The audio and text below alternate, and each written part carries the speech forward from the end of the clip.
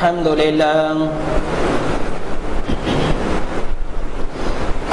لله نحمده ونستعينه ونستغفره ونؤمن به ونتوكل عليه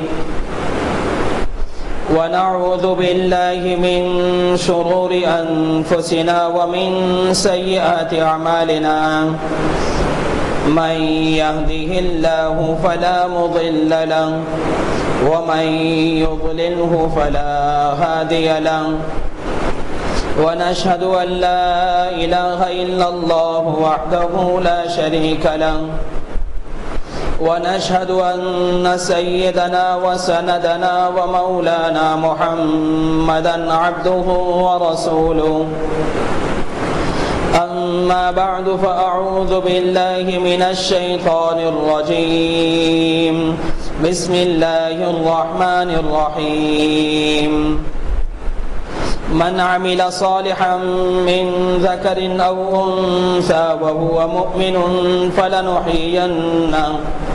فلنحيينه حياة طيبة. وعن عبد الله بن مسعود رضي الله تعالى عنه قال تلا رسول الله صلى الله عليه وسلم فمن يرد الله أن يهديه يشرح صدره للإسلام. فقال رسول الله صلى الله عليه وسلم أن النور إذا دخل الصدر انفسح. فقيل يا رسول الله هل لتلك العلامة يعرف به؟ فقال نعم التجافي من دار الغرور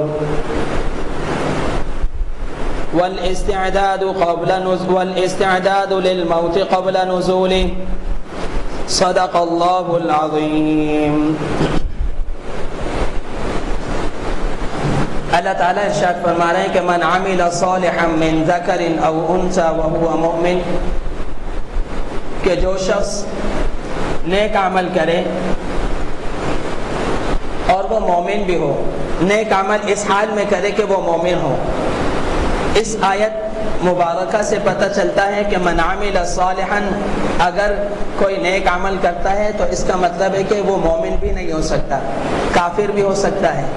تو کافر لوگ بھی بہت سارے نیک عمل کرتے ہیں، لیکن اللہ تعالیٰ شرط لگا رہے ہیں کہ من عمل صالحا من ذکر او انثى وهو مؤمن، اگر کوئی شخص نیک عمل کرتا ہے، مرد ہو یا عورت ہو، لیکن اس حال میں وہ نیک عمل کرتا ہے کہ وہ ایمان کی حالت میں ہے، مومن ہے، مسلمان ہے، کفر کی حالت میں نہیں ہے. اگر وہ ایمان کی حالت میں نیک عمل کرتا ہے تو اللہ تعالیٰ تاکید در تاکید کے ساتھ فرما رہے ہیں کہ فَلَنُحْيِيَنَّهُ حَيَاةً طَيِّبَةً، ہم اللہ ہو کر ذمہ داری لیتے ہیں، ہم ضرور ہم اسے دنیا میں بہترین زندگی عطا کریں گے. ہر انسان کی خواہش کیا ہے؟ ہر انسان کی خواہش یہی ہے کہ وہ دنیا کے اندر بہترین اور کامیابی والی زندگی گزارے. کامیابی والی زندگی گزارنا ہر انسان کی خواہش ہے. ہر انسان چاہتا ہے کہ میں دنیا کے اندر ایک کامیاب شخص شمار کیا جاؤں اور میرے پاس ایک بہترین زندگی ہو، راحت والی زندگی ہو، کامیابی والی زندگی ہو. تو اللہ تعالیٰ فرما رہے ہیں کہ کامیابی والی زندگی اور راحت والی زندگی گزارنا چاہتے ہو تو ہم تمہیں بتاتے ہیں کہ راحت والی زندگی اور کامیابی والی زندگی کس طرح گزارو گے. تو کامیابی والی زندگی اور راحت والی زندگی گزارنے کے لیے اللہ تعالیٰ نے شرط لگائی من عمل صالحا، کہ نیک عمل بن جاؤ، نیک عمل کرو، من ذکر او انثى، چاہے مرد کرے چاہے عورت کرے. قرآن کریم کی یہ واحد آیت ہے کہ اللہ تعالیٰ نے مذکر کو الگ ذکر کیا اور مؤنث کو الگ ذکر کیا. چند آیات اور بھی ہیں کہ وہاں پر اللہ تعالیٰ نے مذکر اور مؤنث کو الگ الگ ذکر کیا، مرد مومن کو الگ ذکر کیا اور مومنات کو الگ ذکر کیا. ان آیات میں سے ایک آیت یہ بھی ہے کہ اللہ تعالیٰ نے مرد کا ذکر الگ فرمایا اور عورت کا ذکر الگ فرمایا. نہیں تو قرآن کریم میں عام حکم جب اللہ تعالیٰ نازل فرماتے ہیں تو اس حکم کے اندر مخاطب اور صیغے جو لے کر آتے ہیں مذکر کے لے کر آتے ہیں، مؤنث اس کے تابع ہوتی. لیکن اللہ تعالیٰ نے یہاں پر اس طرح نہیں فرمایا، مذکر کو الگ ذکر کیا، مؤنث کو الگ ذکر فرمایا۔ من عمل صالحا من ذکر او انثى، جو بھی نیک عمل کرے مرد ہو یا عورت ہو، لیکن شرط کیا ہے؟ وہو مؤمن، کہ وہ مومن ہے، ایمان کی حالت میں اگر وہ نیک عمل کرتا ہے تو من عمل صالحا من ذکر او انثى وهو مؤمن تو فلنحيينه حیاتا طیبہ، ہم اللہ ہو کر ذمہ داری دیتے ہیں کہ ہم اسے ضرور بھی ضرور بہترین کامیابی والی زندگی دیں گے۔ اور نبی اکرم صلی اللہ علیہ وسلم کی روایت ترمذی میں عن ابی کبشہ رضی اللہ تعالی عنہ، ابو کبشہ رحمۃ اللہ علیہ نبی اکرم صلی اللہ علیہ وسلم سے ایک روایت نقل کرتے ہیں، فرماتے ہیں کہ رسول اللہ صلی اللہ علیہ وسلم نے فرمایا ثلاث اقسم بہن، کہ تین باتیں ایسی ہیں، تین اشخاص ایسے ہیں، تین لوگ ایسے ہیں جن کے اوپر میں قسم کھا سکتا ہوں۔ اور وَأُحَدِّثُكُمْ حَدِيثًا فَاحْفَظُوهُ، اور تمہیں ایک بات بتاؤں گا تم اس بات کو یاد کر لو۔ تمہیں اللہ کے رسول کی حدیث سناتا ہوں۔ ابی کبشہ رحمت رضی اللہ تعالیٰ عنہ فرماتے ہیں کہ میں تمہیں اللہ کے رسول صلی اللہ علیہ وسلم کی ایک حدیث سناؤں گا اور تمہیں ایک بات بتاؤں گا، اور وہ حدیث اتنی زبردست ہے کہ اگر ان تین لوگوں پر، تین باتوں پر میں قسم کھاؤں تو کھا سکتا ہوں، اور جو بات تمہیں میں بتا رہا ہوں وہ بات تم یاد کر لینا۔ تو ایک حدیث بتائیں گے اور ایک بات بتائیں گے۔ حدیث کیا بتاتے ہیں؟ فرمایا پہلی بات کہ رسول اللہ صلی اللہ علیہ وسلم نے فرمایا کہ مجھے کوئی شخص بھی ایسا نہیں ملا جو شخص اللہ کے راستے میں صدقہ کرے اور اس کا مال ختم ہو گیا ہو، اس کا مال کم ہو گیا ہو۔ مجھے ایسا شخص نہیں ملا کہ اللہ کے راستے میں خرچ کرنے والے کا مال ختم نہیں ہوتا۔ بظاہر دیکھنے میں زکوٰۃ ادا کرنے میں انسان کا مال ختم ہوتا ہوا نظر آتا ہے، انسان کا مال کم ہوتا ہوا نظر آتا ہے۔ صدقہ کرنے میں انسان کو بظاہر لگتا ہے کہ میرا مال کم ہو گیا، میرا مال خرچ ہوتا جا رہا ہے۔ تو آپ صلی اللہ علیہ وسلم فرما رہے ہیں کہ جو شخص اللہ کے راستے میں خرچ کرے تو خرچ کرنے کی وجہ سے اس کا مال کم ہو جائے، یہ نہیں ہو سکتا۔ میں نے ایسا شخص نہیں دیکھا جس نے اللہ کے راستے میں خرچ کیا ہو اور اس کا مال ختم ہو گیا ہو یا اس کا مال کم پڑ گیا ہو۔ دوسرا شخص، دوسرا کون سا شخص ہے؟ تو آپ صلی اللہ علیہ وسلم کی روایت کرتے ہوئے فرماتے ہیں ابو کبشہ رحمۃ اللہ رضی اللہ تعالیٰ عنہ کہ دوسرا شخص کون ہے؟ کہ وہ فرمایا کہ وہ شخص وہ ہے کہ جس کے پاس کوئی حاجت ہو، جس کے پاس کوئی حاجت ہو، کوئی ضرورت ہو، اسے کوئی حاجت پڑ گئی، کوئی ضرورت پڑ گئی، اور ضرورت پڑنے کی وجہ سے وہ دست دراز پھیلاتا ہے اور مالداروں کے پاس جا کر کہتا ہے کہ دیکھو میرے حالات اچھے نہیں ہیں، آپ میرے ساتھ یہ تعاون کر دیں، آپ میرے ساتھ یہ مسئلہ کر دیں، تو اللہ تعالیٰ اس کے اوپر فقر کا دروازہ کھول دیتے ہیں۔ اس کا ایک مسئلہ ختم نہیں ہوگا، اللہ اس کے اوپر دوسرا مسئلہ مسلط کر دیں گے، اس کے اوپر دوسرا مسئلہ حل نہیں ہوگا، اللہ اس کے اوپر تیسرا مسئلہ مسلط کر دیں گے، تو اللہ اس کے اوپر فقر کے دروازے کو کھول دیتے ہیں۔ اور اس کے ساتھ دوسری حدیث کو ملاؤ، نبی اکرم صلی اللہ علیہ وسلم نے فرمایا اگر کسی شخص کو کوئی شدید حاجت ہو، ضرورت ہے، اور اس کو ضرورت کو پورا کرنے کے لیے اس کے پاس کوئی چیز ایسی نہیں ہے جس سے وہ اپنی حاجت کو پورا کرے، اپنی ضرورت کو پورا کرے، اس کی نگاہیں مالداروں کے پاس جا رہی ہیں کہ میری ضرورت یہ مالدار آدمی پوری کر سکتا ہے، لیکن اپنی زبان کو تالا لگا دیتا ہے، مالداروں کے پاس وہ نہیں جاتا اور دستے سوال دراز نہیں کرتا، تو آپ صلی اللہ علیہ وسلم فرما رہے ہیں اللہ کے اوپر فرض ہے اسے 1 سال کا ایکسٹرا رزق عطا فرمائے، 1 سال کا رزق ایکسٹرا اس کو عطا فرمائے۔ اور آپ نے فرمایا رزق طیبہ، پاک رزق اللہ 1 سال کا اس کو 1 سال پہلے عطا کر دیں گے۔ تو نبی اکرم صلی اللہ علیہ وسلم نے اپنی امت کو جا بجا اس کی رہنمائی فرمائی اور اپنی امت کا تعلق کو جوڑا کس کے ساتھ؟ اللہ کے ساتھ۔ اپنی امت کے تعلق کو جوڑا کس کے ساتھ؟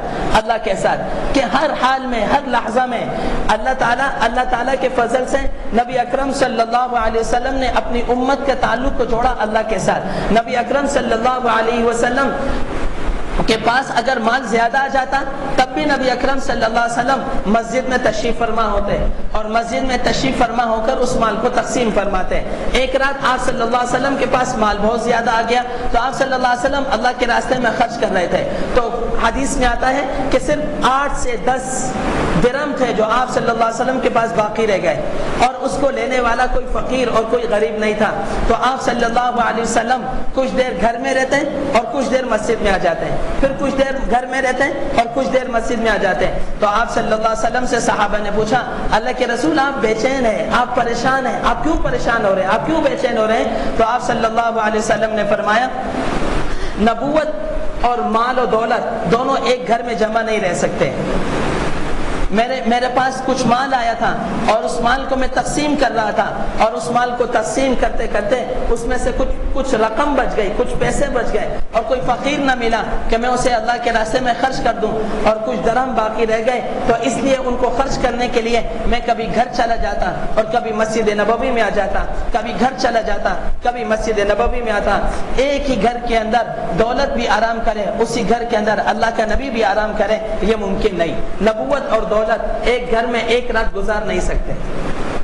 حضرت حسن ابن علی رضی اللہ تعالیٰ عنہ کو جب زہر دیا گیا اور حضرت حسن ابن علی رضی اللہ تعالیٰ عنہ نزع کی حالت میں چلے گئے اور موت کا وقت قریب آیا، تو اپنے بھائی حسین ابن علی رضی اللہ تعالیٰ عنہ کو بلایا، اور مدینہ میں رہا کرتے تھے اس زمانے میں. تو حضرت حسین ابن علی رضی اللہ تعالیٰ عنہ کو بلایا، اور بلانے کے بعد فرمانے لگے، بیٹا میں تمہیں ایک نصیحت کرتا ہوں اور اس نصیحت پر ہمیشہ عمل کرنا. یہاں پر چھوٹے بھائی کو بیٹا کر کر پکارا کہ بیٹا ایک نصیحت کرتا ہوں، اس نصیحت پر عمل کرنا. اب حسین ابن علی رضی اللہ تعالیٰ عنہ اپنے بھائی کے اور قریب ہو گئے. جب حسین ابن علی رضی اللہ تعالیٰ عنہ اپنے بھائی کے قریب ہو گئے تو فرمانے لگے، بیٹا اللہ اب نبوت اور خلافت کو ہمارے گھر میں جمع نہیں کرے گا.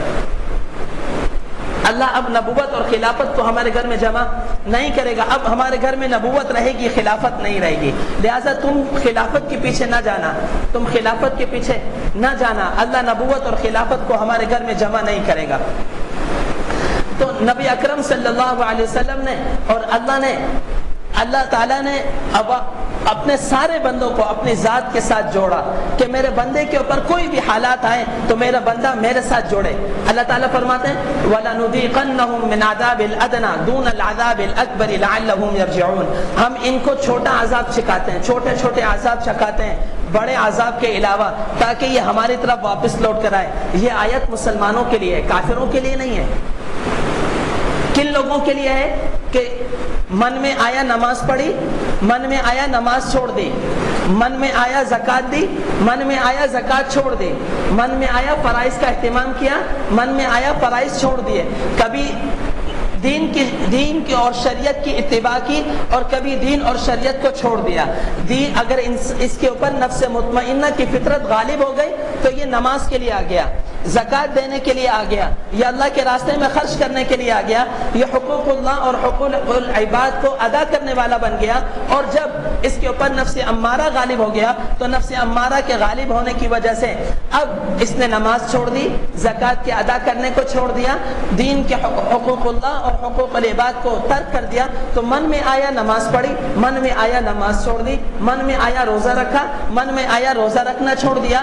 تو یہ ایسے لوگوں کے بارے میں اللہ نے فرمایا جب یہ نماز سے دور ہو جاتے ہیں، یہ دین سے دور ہو جاتے ہیں، شریعت سے دور ہو جاتے ہیں، میرے نبی اور میرے حبیب کی سنت سے دور ہو جاتے ہیں، تو فَلَنُذِيقَنَّهُمْ مِنْ عَذَابِ الْأَدْنَى ہم ان کو چھوٹے چھوٹے عذاب کا مزہ چکھاتے ہیں، چھوٹی چھوٹی مصیبتوں میں ہم ان کو گھیر دیتے ہیں اور یہ پریشان ہوتے ہیں. کیوں؟ لَعَلَّهُمْ يَرْجِعُونَ یہ واپس مسجد میں آئیں تاکہ نماز پڑھیں، اپنا سر ہمارے سامنے ٹکائیں اور ہمارے سامنے گڑ گڑائیں، عاجزی کریں، اللہ اس مصیبت سے نکالنے والا بھی تو ہے، اس مصیبت سے پار کرنے والا بھی تو ہے.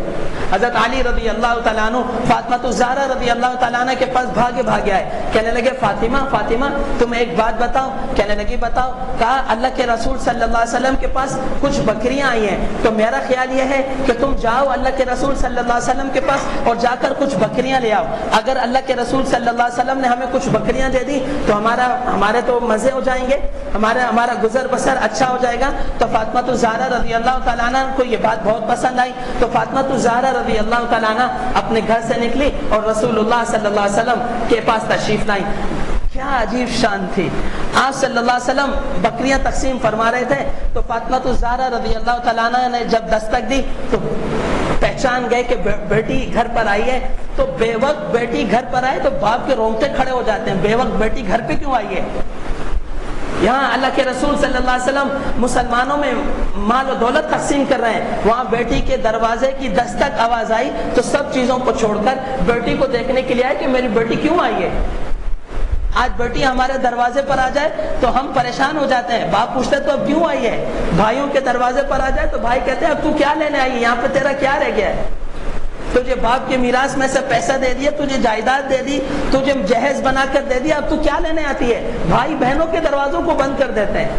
یہاں رسول اللہ، تمہیں ایک کے بعد ایک حدیث اور سناتا ہوں، رسول اللہ صلی اللہ علیہ وسلم نے بکریاں تقسیم فرما رہے تھے، اور بکریاں تقسیم فرماتے ہوئے آپ نے بکریوں کو چھوڑا اور فاطمہ الزہرا رضی اللہ تعالیٰ عنہ کے پاس کہ دروازہ کھولا، اور کھولنے کے بعد فاطمہ الزہرا رضی اللہ تعالیٰ عنہ نے سلام کیا تو آپ صلی اللہ علیہ وسلم نے سلام کا جواب دیا۔ آپ صلی اللہ علیہ وسلم اور فاطمہ الزہرا رضی اللہ تعالیٰ عنہ جب ملا کرتے تھے تو ہاتھ ملاتے تھے، آپ صلی اللہ علیہ وسلم ہاتھ ملاتے تھے اپنی بیٹی فاطمہ الزہرا رضی اللہ تعالیٰ عنہ سے، اور ہاتھ ملا کر چوما کرتے تھے۔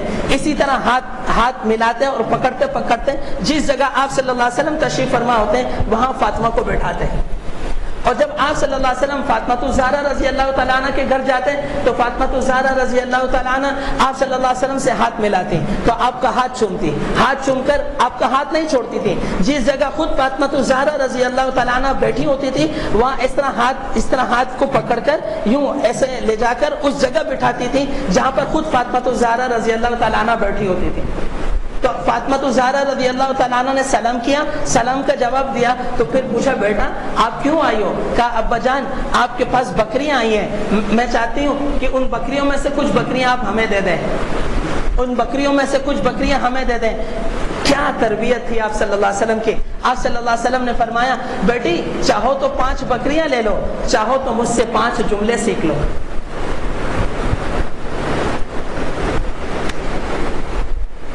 معلوم ہے آپ صلی اللہ علیہ وسلم کو کہ بیٹی کا گزر بسر کیسا چل رہا ہے، اور علی رضی اللہ تعالیٰ عنہ نے بھیجا ہے بیٹی کو، کہ بھیجا کس لیے؟ اسی لیے تو بھیجا ہے کہ انکار نہ ہو۔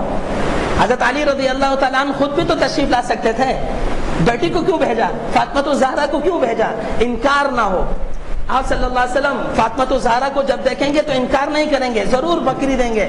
آپ صلی اللہ حضرت علی کے ذہن میں یہ بات تھی، لیکن حضرت علی رضی اللہ تعالیٰ عنہ کو کیا معلوم تھا کہ آگے شہنشاہ نبوت بیٹھا ہے، سید الانبیاء بیٹھا ہے، امام الانبیاء ہے، رحمت للعالمین ہے۔ آپ صلی اللہ علیہ وسلم نے فاطمہ الزہرا کو امتحان میں ڈالا، بیٹی 5 جملے سیکھ لے، چاہے تو 5 بکریاں لے لے۔ فاطمہ الزہرا نے فوراً کہا ابا جان 5 جملے سکھا دیں، 5 بکریاں چھوڑ دیں، 5 جملے سکھا دیں، 5 بکریاں چھوڑ دیں۔ کہا بیٹا پھر اپنی دعا میں مانگا کرو یا اول الاولین یا آخر الاخرین یا ذی القوۃ المتین یا رحیم المساکین یا ارحم الراحمین۔ یہ 5 جملے سکھائے 5 بکریوں کے بدلے میں۔ فاطمہ الزہرا رضی اللہ تعالیٰ عنہ گھر تشریف لے گئی، حضرت علی رضی اللہ تعالیٰ عنہ بڑی بے چینی سے انتظار کر رہے تھے کہ فاطمہ آئے گی، کچھ بکریاں لے کر آئے گی۔ تو فاطمہ الزہرا رضی اللہ تعالیٰ عنہ کو خالی ہاتھ دیکھ کر کہنے لگے فاطمہ خالی ہاتھ آ گئے؟ کہا ہاں خالی ہاتھ آ گئی، اس لیے کہ رسول اللہ صلی اللہ علیہ وسلم نے فرمایا فاطمہ تم چاہے 5 بکریاں لے لو، چاہے تم 5 جملے سیکھ لو۔ تو میں نے اللہ کے رسول سے 5 جملے سیکھ لیے، 5 بکریوں کو چھوڑ دیا، اس لیے کہ بکری آج نہیں تو کل آ جائے گی، کل نہیں تو پرسوں آ جائے گی، 5 جملے سیکھنے کو نہیں ملیں گے۔ تو کہا اچھا وہ 5 جملے مجھے بھی سکھاؤ۔ تو 5 جملے حضرت علی کو سکھائے کہ یا اول الاولین یا آخر الاخرین یا ذی القوۃ المتین یا رحیم المساکین یا ارحم الراحمین۔ حضرت علی رضی اللہ تعالیٰ عنہ کی زبان سے بے ساختہ نکلا فاطمہ تیری زندگی کا سب سے خوبصورت دن آج کا دن ہے، تو نے آج دین کو ترجیح دی دنیا کے اوپر، دین کو ترجیح دی دنیا کے اوپر۔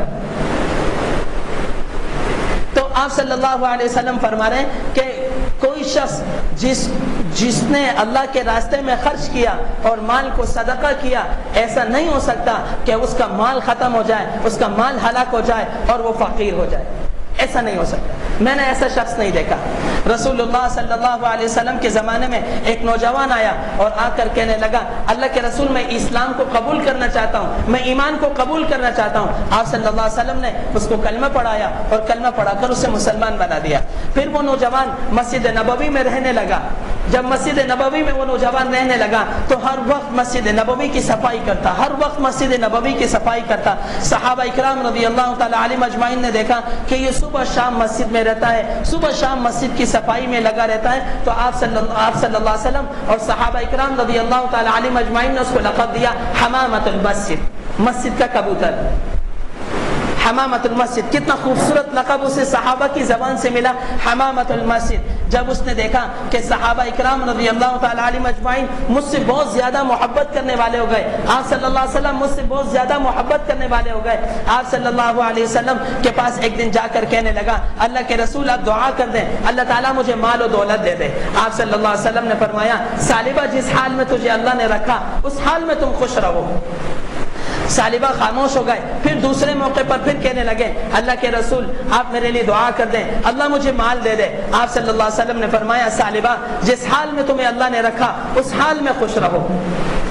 تیسرے موقع پر ثعلبہ کہنے لگا اللہ کے رسول میں آپ سے وعدہ کرتا ہوں، میں اللہ سے وعدہ کرتا ہوں اللہ نے اگر مجھے مال دیا میں اللہ کے راستے میں خوب خرچ کروں گا، میں نیکی کے راستے پر خرچ کروں گا، کوئی بھی اہم راستہ ایسا نہیں ہوگا جہاں خرچ کرنا ہوگا اور میں وہاں خرچ کرنے سے چوک جاؤں، ایسا نہیں ہوگا، اللہ کے رسول میں ضرور خرچ کروں گا۔ آپ صلی اللہ علیہ وسلم نے ہاتھ اٹھا لیا، آپ صلی اللہ علیہ وسلم نے ہاتھ اٹھا لیا، اے اللہ تو ثعلبہ کو مال دے دے۔ تو ثعلبہ آپ صلی اللہ علیہ وسلم کی دعا ہو اور قبول نہ ہو اور ثعلبہ کو مال نہ ملے، یہ کیسے ممکن ہے؟ ثعلبہ کو مال ملا، لیکن یہاں اللہ کے رسول صلی اللہ علیہ وسلم کی چاہت نہیں تھی کہ ثعلبہ کو مال ملے، اس نے تو وعد و پیمان کیے اور کہا میں اللہ سے بھی وعدہ کرتا ہوں، میں آپ سے بھی وعدہ کرتا ہوں، میں اللہ کے راستے میں خوب خرچ کروں گا، میں نیکی کے راستے میں خوب خرچ کروں گا، کوئی راستہ کوئی ایسی جگہ نہیں ہوگی جہاں پر خرچ کرنا ضروری ہو اور اس خرچ کرنے سے میں چوک جاؤں، میں بھول جاؤں، میں وہاں خرچ نہ کروں، اللہ کے رسول ایسا نہیں ہوگا۔ آپ صلی اللہ علیہ وسلم نے یہ بات سن کر، یہ قسم سن کر، یہ وعدے سن کر آپ نے اس کے لیے دعا کے لیے ہاتھ اٹھائے۔ جب ہاتھ اٹھائے تو 3 مہینے میں ثعلبہ کے پاس اتنا مال آیا کہ مسجد نبوی کے ارد گرد کی گلیاں جو تھی وہ ثعلبہ کے مال سے بھری ہوئی تھی 3 مہینے کے اندر۔ اور اس کا نقصان کیا ملا؟ نقصان یہ ملا کہ صرف نبی اکرم صلی اللہ علیہ وسلم کے پیچھے جماعت کی نماز پڑھتے تھے اور جماعت کی نماز پڑھنے کے بعد فوراً اپنے کاروبار کو سنبھالنے کے لیے چلے جاتے تھے، صحبت نبی سے محروم ہو گئے۔ صحابہ اکرام رضی اللہ تعالی علیہ مجمعین آپ صلی اللہ علیہ وسلم کے پاس بیٹھا کرتے تھے، آپ کی نصیحت کو سنا کرتے تھے، آپ سے احادیث مبارکہ کو سنا کرتے تھے۔ ثعلبہ اس سے محروم ہو گیا۔ 6 مہینے کے اندر ثعلبہ کے پاس اتنا مال آیا کہ مدینہ کے اندر ثعلبہ کے مال کے علاوہ کسی کا مال نہیں ہوتا تھا، کوئی گھر، کوئی گلی، کوئی جگہ ایسی نہ تھی جہاں ثعلبہ کا مال ہوتا تھا اور ثعلبہ کے علاوہ کسی کا مال نہیں ہوتا تھا، اور مدینہ کا اطراف سب کم پڑ گیا اور ثعلبہ کا مال بڑھتا چلا گیا صرف 6 مہینے کے اندر۔ آپ صلی اللہ علیہ وسلم کے پاس آیا اور آ کر کہنے لگا اللہ کے رسول ایک درخواست لے کر آیا ہوں، اگر آپ اس کو قبول فرما لیں۔ آپ صلی اللہ علیہ وسلم نے فرمایا ثعلبہ کہو کیا کہتے ہو؟ کہا اللہ کے رسول میرے مال سے مدینہ، پورا مدینہ جو شہر مدینہ تھا آپ صلی اللہ علیہ وسلم کے زمانے میں، فرمایا اللہ کے رسول یہ کم پڑ گیا ہے، آپ مجھے اجازت دے دیں میں مدینہ کے جنگل میں چلا جاؤں، میں مدینہ کے جنگل میں چلا جاؤں، میرا سارا مال ایک جگہ آ جائے گا، میری آنکھوں کے سامنے ہوگا، مجھے اس کی حفاظت کرنا آسان ہوگی، مجھے اس کی خرید و فروخت کرنا آسان ہوگی۔ آپ صلی اللہ علیہ وسلم نے اجازت دے دی کہ آپ مدینہ کے جنگل میں چلے جائیں۔ ثعلبہ اپنا سارا مال لے کر مدینہ کے جنگل میں چلے گئے۔ جب ثعلبہ سارا مال لے کر مدینہ کے جنگل میں چلے گئے تو آپ صلی اللہ علیہ وسلم سال گزرنے کے بعد پھر صحابہ سے فرمایا جو زکوٰۃ لیا کرتے تھے اور زکوٰۃ لینے پر مامور تھے، آپ صلی اللہ علیہ وسلم نے ان سے فرمایا جاؤ ثعلبہ کے پاس اور ثعلبہ سے جا کر کہو کہ تم زکوٰۃ ادا کرو اپنے مال کی۔ اب اس 6 مہینے کے اندر ثعلبہ کی اور آپ صلی اللہ علیہ وسلم کی ملاقات نہیں ہوئی۔ 6 مہینے میں آپ صلی اللہ علیہ وسلم کو ثعلبہ کی ملاقات نہیں ہوئی۔ وہ آپ صلی اللہ علیہ وسلم سے اجازت لے کر گیا تو واپس اسے توفیق نہ ہوئی، اللہ کی طرف سے اسے توفیق ہی نہ ملی کہ میں اللہ کے رسول صلی اللہ علیہ وسلم کے پیچھے جا کے نماز پڑھوں، میں اللہ کے رسول صلی اللہ علیہ وسلم کی صحبت سے فائدہ اٹھاؤں، اسے توفیق ہی نہ ہوئی۔ پورا سال گزر گیا۔ سال گزرنے کے بعد جو زکوٰۃ لینے والے صحابہ تھے وہ آپ صلی اللہ علیہ وسلم کے حکم سے ثعلبہ کے پاس جب پہنچے تو ثعلبہ سے کہا ثعلبہ تمہارے پاس تم پر زکوٰۃ واجب اور فرض ہو چکی ہے، تم زکوٰۃ ادا کرو۔ تو ثعلبہ کہنے لگا تم زکوٰۃ کے نام پر میرے مال پر قبضہ کرنا چاہتے ہو، تم زکات کے نام پر میرے مال پر قبضہ کرنا چاہتے ہو. زکات تو ایک بہانہ ہے, یہ تو میں نے صرف اپنی عقل مندی سے, اپنی دانشوری سے مال کمایا ہے. اب تم مجھ سے جو ہے یہ میرا مال چھیننا چاہتے ہو, قبضہ کرنا چاہتے ہو. یہاں سے صحابہ واپس ہوئے, جو زکات لینے پر مامور تھے وہ واپس ہوئے. وہاں جبرائیل قرآن لے کر آیا. وَمِنْهُمْ مَنْ عَاهَدَ اللَّهَ لَئِنْ آتَانَا مِنْ فَضْلِهِ لَنَصَّدَّقَنَّ وَلَنَكُونَنَّ مِنَ الصَّالِحِينَ فَلَمَّا آتَاهُمْ مِنْ فَضْلِهِ بَخِلُوا بِهِ وَتَوَلَّوْا وَهُمْ مُعْرِضُونَ فَأَعْقَبَهُمْ نِفَاقًا فِي قُلُوبِهِمْ إِلَى يَوْمِ يَلْقَوْنَهُ بِمَا أَخْلَفُوا اللَّهَ مَا وَعَدُوهُ وَبِمَا كَانُوا يَكْذِبُونَ أَلَمْ يَعْلَمُوا أَنَّ اللَّهَ يَعْلَمُ سِرَّهُمْ وَنَجْوَاهُمْ وَأَنَّ اللَّهَ عَلَّامُ الْغُيُوبِ. اللہ نے کیا قرآن میں نازل کیا؟ فرمایا وَمِنْهُمْ مَنْ عَاهَدَ اللَّهَ لَئِنْ آتَانَا مِنْ فَضْلِهِ. بہت سارے لوگ ایسے ہیں جو اللہ سے وعدے کرتے ہیں, اللہ تو ہمیں اپنا فضل دے دے, مال دے دے. جب تو ہمیں مال دے دے گا لَنَصَّدَّقَنَّ, ہم تیرے راستے میں خوب خرچ کریں گے. وَلَنَكُونَنَّ مِنَ الصَّالِحِينَ, اے اللہ ہم نیک اور صالح بن جائیں گے. فَلَمَّا آتَاهُمْ مِنْ فَضْلِهِ, جب ہم اسے مال دے دیتے ہیں بخلوا بِهِ, تو وہ بخل کرتے ہیں. وَتَوَلَّوْا وَهُمْ مُعْرِضُونَ, ہم سے روگردانی کرتے ہیں. یہ ہے روگردانی کرنے والے, یہ ہے اعراض کرنے والے. کتنی سخت آیت ہے. وَتَوَلَّوْا وَهُمْ مُعْرِضُونَ, پھر اس کی سزا اللہ تعالیٰ نے کیا دی؟ فَأَعْقَبَهُمْ نِفَاقًا فِي قُلُوبِهِمْ إِلَى يَوْمِ يَلْقَوْنَهُ. اللہ نے اس روگردانی کی وجہ سے, منہ کو پھیرنے کی وجہ سے, پیٹھ کو پھیرنے کی وجہ سے, اللہ فرماتے ہیں ہم نے اس کے دل کے اندر نفاق کو ڈال دیا. اور یہ نفاق کب تک رہے گا؟ إِلَى يَوْمِ يَلْقَوْنَهُ, جس دن یہ اللہ سے ملاقات کرے گا نفاق کی حالت میں کرے گا. الى یوم یلقونہ, کیوں؟ بما اخلفوا اللہ ما وعدوہ وبما كانوا یکذبون. اور یہ نفاق کو اللہ نے اس کے دل میں اس لیے ڈالا, ان لوگوں کے دلوں میں اللہ نے نفاق کو اس لیے ڈالا, ان لوگوں نے اللہ سے وعدے کیے اور وعدے کر کر جھوٹے ہو گئے, ان وعدوں کی خلاف ورزی کی اور جھوٹ کی سبب اللہ تعالیٰ نے ان کے دلوں میں نفاق کو ڈال دیا. بما اخلفوا الله ما وعدوه وبما كانوا يكذبون الم يعلموا ان الله يعلم سرهم ونجواهم. کیا تم اس بات کو نہیں جانتے, یا یہ لوگ اس بات کو نہیں جانتے کہ خلوت کی باتوں کو بھی اللہ جانتا ہے, جلوت کی باتوں کو بھی اللہ جانتا ہے, ہر راز اللہ جانتا ہے. آنکھوں کی چوری, دل کے راز جانتا ہے وہ ایک بے نیاز. آنکھوں کی چوری, دل کے راز جانتا ہے وہ ایک بے نیاز. نبی اکرم صلی اللہ علیہ وسلم حجر مبارک سے نکلے, آپ کا چہرہ غصے سے لال تھا, اور آپ صلی اللہ علیہ وسلم ممبر پر جلوہ افروز ہوئے. آپ نے ممبر پر آ کر فرمایا ہلک السالبہ, سالبہ ہلاک ہو گیا. صحابہ اکرام رضی اللہ تعالی علیہم اجمعین جو موجود تھے آپس میں ایک دوسرے سے محبت کرتے تھے, حیران ہو گئے, کہاں سالبہ ہلاک ہو گیا جسے ہم حمامت المسجد کا لقب دیتے تھے, جسے اتنے بڑے بڑے القابات سے نوازا. اللہ کے رسول صلی اللہ علیہ وسلم فرمانے ہلاک السالبہ, سالبہ ہلاک ہو گیا. اب صحابہ جو مجلس میں بیٹھے تھے انہوں نے دوڑ لگائی سالبہ کے پاس کہ سالبہ تو نے ایسا کیا کام کیا کہ اللہ کے رسول فرما رہے ہیں کہ سالبہ ہلاک ہو گیا. اور وہاں سے عمان صحابہ واپس آئے تو سالبہ کے پاس جب یہ صحابہ پہنچے تو سالبہ پریشان ہوا, سوچنے پہ مجبور ہوا. پھر اسے وہ وعدہ یاد آیا جو اس نے اللہ کے رسول صلی اللہ علیہ وسلم کے ساتھ کیا. بھاگتا ہوا اللہ کے رسول صلی اللہ علیہ وسلم کے پاس آیا, کہنے لگا اللہ کے رسول معاف کر دیں اور مجھ سے سارا مال لے لیں اور مجھے معاف کر دیں. یہ ایک واحد بدبخت ہے جسے اللہ کے رسول نے معاف نہیں کیا. باقی بڑے سے بڑا مجرم آپ صلی اللہ علیہ وسلم کے پاس آیا, آپ نے اسے معاف کر دیا. یہ ایک واحد ہے میرے علم کے مطابق, یہ ایک واحد آدمی ہے جسے اللہ کے رسول نے معاف نہیں کیا. آپ نے منہ پھیر دیا, چہرے انور کو پھیر دیا, مال قبول نہیں کیا. آپ صلی اللہ علیہ وسلم دنیا سے چلے گئے. وہ ابو بکر صدیق کے پاس آیا اور کہنے لگا ابو بکر میرے مال کو قبول کر لو, میرا سارا مال لے لو, بس مجھے معاف کر دو. کہا جس مال کو اللہ کے رسول نے قبول نہ کیا, ابو بکر کون ہوتا ہے اس مال کو قبول کرنے والا؟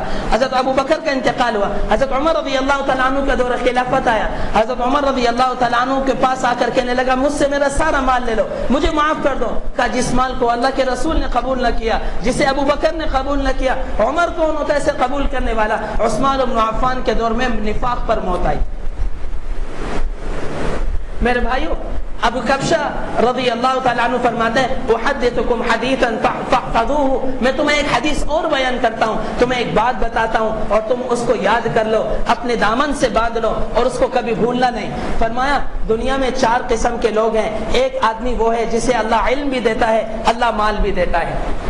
اللہ علم بھی دیتا ہے, اللہ مال بھی دیتا ہے. جب اللہ اسے علم بھی دیتا ہے اور مال بھی دیتا ہے تو اللہ سے ڈرتا ہے, صلہ رحمی کرتا ہے, تقوی اختیار کرتا ہے، یہ 3 کام کرتا ہے اور اللہ کے راستے میں خرچ کرتا ہے، تو جب یہ 4 کام یہ کرتا ہے تو اللہ تعالیٰ اسے دنیا میں بھی بلند مقام دیتا ہے اور آخرت میں بھی اللہ اس کو بلند مقام دیتا ہے۔ فرمایا دوسرا شخص وہ ہے جسے اللہ علم دیتا ہے لیکن مال نہیں دیتا۔ اللہ اسے علم دیتا ہے لیکن مال نہیں دیتا۔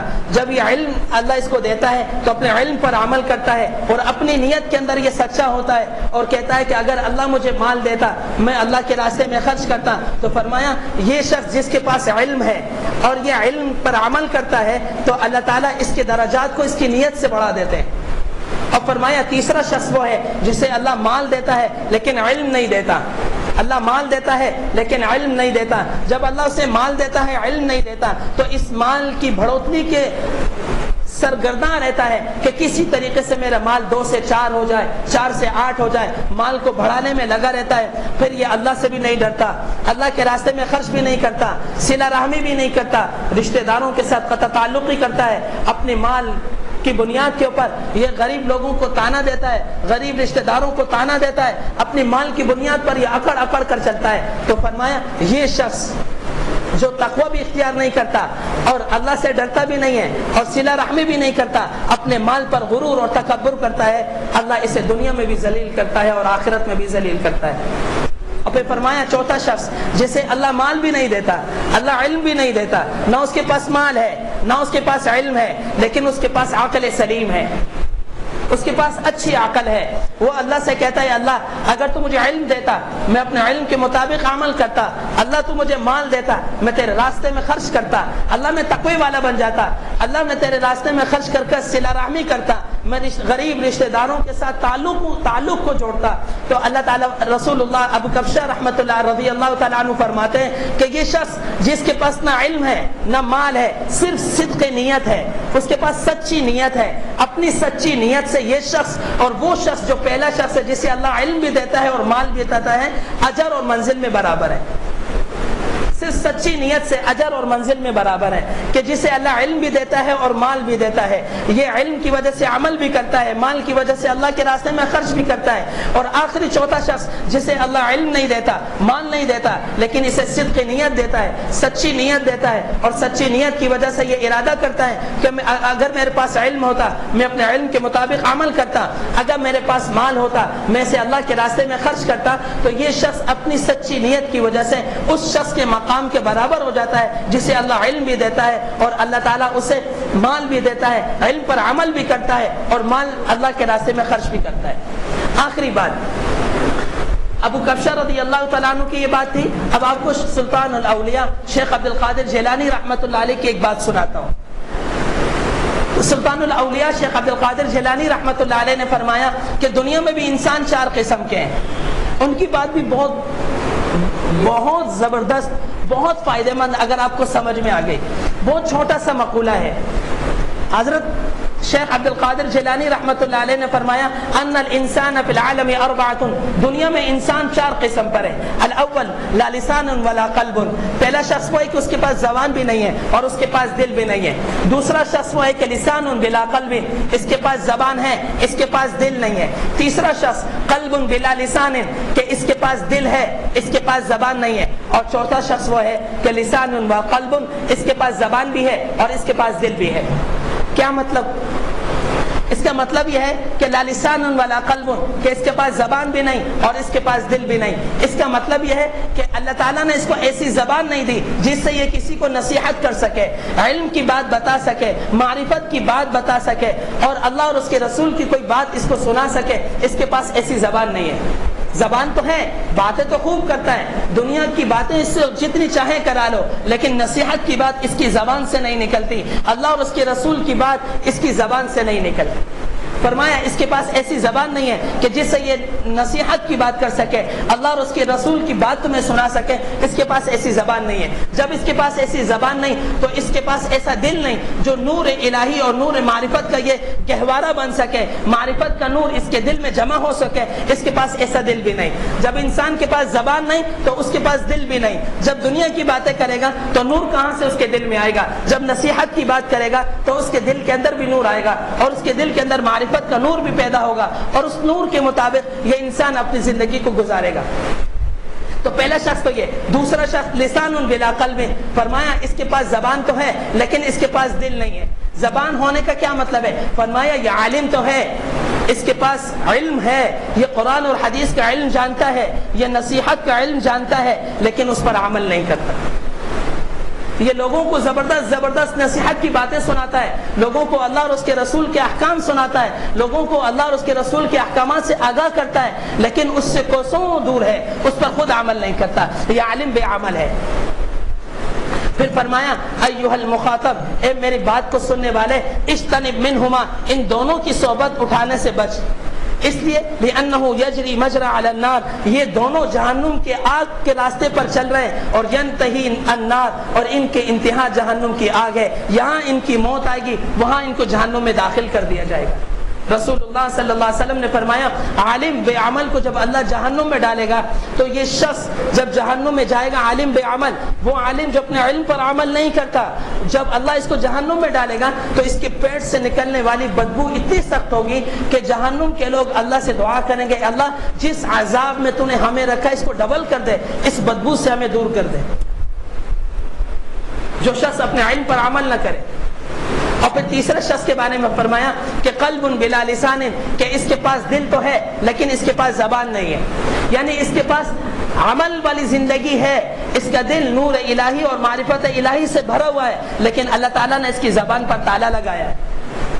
یہ خاموش زندگی گزارتا ہے اور خاموش زندگی گزار کر ہدایت کے راستے پر چلتا ہے، اور ہدایت کے راستے پر چل کر اپنے رب کو راضی کرنے میں لگا رہتا ہے. سنت کو ہاتھ سے چھوٹنے نہیں دیتا، ہر وقت سنت کے مطابق عمل کرنے کی کوشش کرتا ہے. یہ شخص فرمایا تیسرا ہے کہ اس کے پاس دل تو ہے لیکن اس کے پاس زبان نہیں ہے. اللہ نے اس کی زبان پر تالا لگایا اور اس کا دل معرفت الہی سے بھرا ہوا ہے، اس کا دل نور الہی سے بھرا ہوا ہے. اور چوتھا شخص فرمایا کہ لسان و قلب، کہ اس کے پاس زبان بھی ہے اور اس کے پاس دل بھی ہے. یعنی اس کے پاس ایسی زبان ہے کہ اس زبان سے لوگوں کو نصیحت کی بات کرتا ہے، اللہ اور اس کے رسول کی بات بتاتا ہے، اور اس اللہ اور اس کے رسول کی بات بتانے کے بعد اس بات پر پہلے خود عمل کرتا ہے، پھر سننے والے خود عمل کرتے ہیں. فرمایا قلبن کا مطلب یہ ہے کہ اس کا دل معرفت الہی سے بھرا ہوا ہے. جب اپنے علم پر عمل کرتا ہے تو علم پر عمل کرنے کی وجہ سے اس کا دل نور الہی اور معرفت الہی سے بھر جاتا ہے. تو زبان ایسی جس سے لوگوں کو نصیحت کرتا ہے، اور عمل ایسا جس سے دل منور اور دل خوب روشن ہو جاتا ہے. تو فرمایا یہ چوتھا شخص ہے. پھر فرمایا ایھا المخاطب، اے میری بات کو سننے والے، ان دونوں کی آخری جو دونوں ہیں تیسرا اور چوتھا، اس کی صحبت کو لازم پکڑ، ان کی صحبت کو لازم پکڑ، ان کی صحبت میں بیٹھا کر اور ان کے کلام کو غور سے سنا کر، اس لیے کہ جب تو ان کے کلام کو غور سے سنے گا تو اللہ تیری زندگی کو بدلے گا. اب نبی اکرم صلی اللہ علیہ وسلم نے فرمایا علیکم بمجالست العلماء، تم پر لازم ہے تم علماء کی مجلس کو اختیار کیا کرو، واستماع کلام الحکماء، اور دانا لوگوں کی اور عقل مند لوگوں کی جو علم پر عمل کرنے والے لوگ ہیں ان کی باتوں کو غور سے سنا کرو. لأن اللہ یحیی القلب المیت بنور الحکمہ، اللہ تعالیٰ تمہارے دلوں کو، مردہ دلوں کو زندہ کرے گا نور حکمت کی وجہ سے، حکمت کے نور کی وجہ سے اللہ ان کو زندہ کرے گا. کما یحیی الارض المیت بالماء، جس طرح اللہ بنجر زمین کو پانی سے سرسبز اور شاداب کر دیتا ہے، اللہ اس طرح تمہیں ان لوگوں کے کلام سے تمہارے دل کی زمین جو بنجر ہو چکی، جس پر زنگ لگ چکا، اللہ اس کو زندہ کرے گا اور منور کرے گا. تو یہ فرمایا اللہ تعالیٰ نے من عمل صالحا من ذکر او انثى وهو مؤمن فلنحيينه حیاتا طیبہ.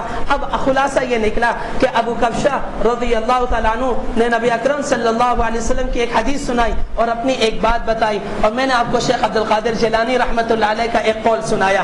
اب آیت کا ترجمہ کرتا ہوں، خلاصے کے طور پر دوبارہ ابو کبشہ رضی اللہ تعالیٰ عنہ کی بات بتاتا ہوں اور سلطان الاولیاء کی بات بتا کر بات ختم کرتا ہوں، تفصیل نہیں کروں گا. اللہ تعالیٰ نے فرمایا من عمل صالحا من ذکر او انثى، جو شخص نیک عمل کرے گا چاہے مرد ہو یا عورت ہو، وهو مؤمن، اور وہ مومن ہو، ایمان کی حالت میں نیک عمل کرتا ہے، تو فلنحيينه حیاتا طیبہ، ہم اللہ ہو کر ذمہ داری لیتے ہیں ہم دنیا میں سے بہترین زندگی دیں گے.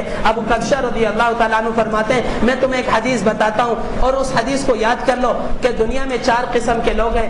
ایک وہ ہے جسے اللہ مال بھی دیتا ہے اور اللہ اسے مال دینے کے ساتھ ساتھ اللہ اسے تقوی بھی دیتا ہے. مال بھی دیتا ہے اور علم بھی دیتا ہے. دوسرا شخص وہ ہے جسے اللہ علم دیتا ہے مال نہیں دیتا. اور تیسرا شخص وہ ہے جسے اللہ تعالیٰ صرف مال دیتا ہے اور علم نہیں دیتا. اور چوتھا شخص وہ ہے جسے اللہ نہ مال دیتا ہے اور نہ اللہ اسے علم دیتا ہے.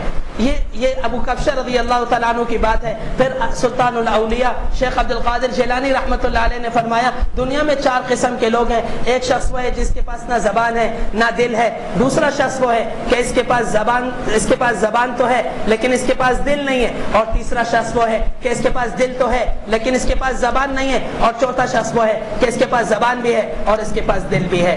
اللہ تعالیٰ مجھے اور آپ کو عمل کرنے کی توفیق عطا فرمائے.